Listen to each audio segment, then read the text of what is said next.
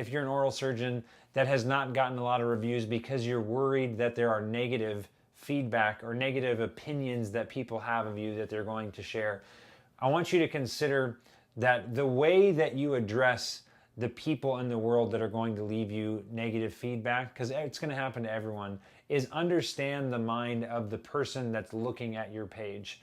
First of all, we all understand as consumers that there are, Mrs. Crabapples or Mr. Crabapples of the world that just want to complain and, talk about what they're unhappy with in the world. And consumers understand that. So when you have a negative feedback or a 1 star on your Google page, it's not as big of a deal if you have a lot of other stars to counterbalance that.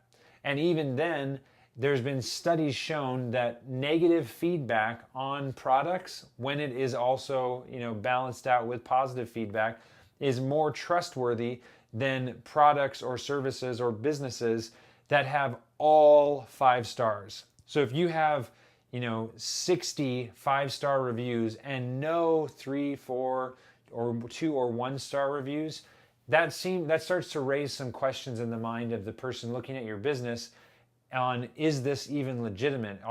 Nobody is perfect, and consumers know that.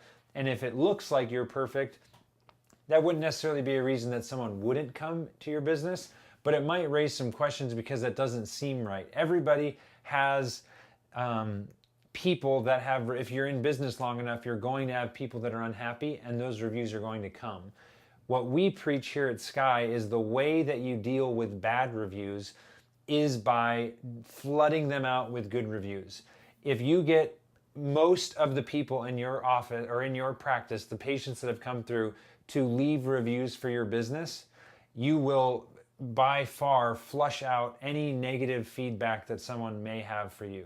And if you don't, I've got news for you. There's other issues that need to be solved, not the review thing. But if you legitimately have more people leaving you negative feedback than good feedback, and you're asking all of your patients, that's cause for concern. But so few people are actually in that situation. I have yet to meet a dentist or an oral surgeon that has actually been in that boat where they're asking everybody in their office, all their patients, to leave reviews, and they're still ending up with a 2 or 3-star average rating.